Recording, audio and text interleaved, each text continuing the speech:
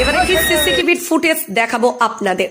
বহরমপুর জলঙ্গি রাজ্য সড়কে হঠাৎই বিপত্তি, নিয়ন্ত্রণ হারিয়ে দেওয়ালে ধাক্কা টোটোর, আর এতে গুরুতরভাবে আহত টোটোতে থাকা দুই যুবক। জানা যায় তারা দমকল থেকে ইসলামপুরের উদ্দেশ্যে আসছিল, কিন্তু তখনই ইসলামপুর থানার কলেজ রোড সংলগ্ন এলাকায় অর্থাৎ সবজি আড়তের ঠিক সামনে রাজ্য সড়ক থেকে বেরিয়ে এসে নিয়ন্ত্রণ হারিয়ে দেওয়ালে ধাক্কা, আর এর জেরেই আহত হয় দুই যুবক। স্থানীয়রা তড়িঘড়ি তাদের উদ্ধার করে নিয়ে যায় ইসলামপুর গ্রামীণ হাসপাতালে।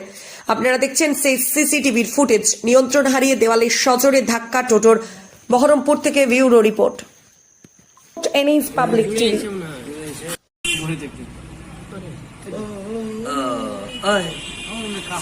ড্রাইভার কিন্তু কিছু হয়নি তো, শালা পড়ান করে আছে, ও হয়তো ঠিকই মাথা ফেটেছে, ওই কারণে লাইনে পড়েছে, তলে এক শালা পড়িয়েছে, পেছন দাদা মরিয়েছে। না না, ওর দাঁত একটাও না।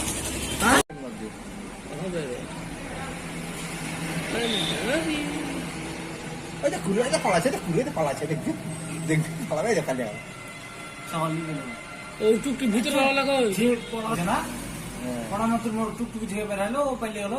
নানা ওখানে ওর মাথা দিয়েছে, ওদের তো কন্টাক্ট আছে, এই ছোড়া লোকটা তলে আছে। ওই তো ভিতরে। হ্যাঁ, হসপিটালে যেতাম, হসপিটালে যেতাম। হ্যাঁ, থাক চলে থাক।